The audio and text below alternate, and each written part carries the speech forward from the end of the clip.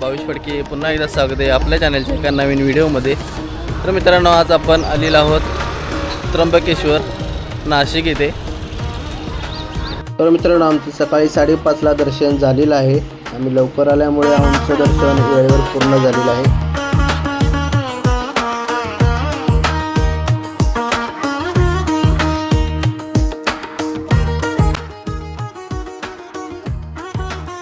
मित्रांनो, आपण दर्शन घेऊन आलेलो आहोत पंचवटी येथील कपालेश्वर मंदिरमध्ये.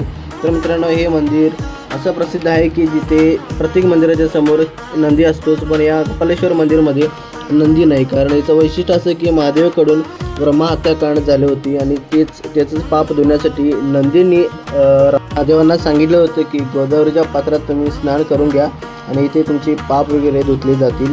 त्यामुळे महादेवांनी स्वतः नंदीला इथे गुरु मानलं होतं आपलं. मित्रांनो, घाटावरती आल्यानंतर असं तुम्हाला वेगवेगळ्या प्रकारची शिवमंदिरं पाहायला मिळतील.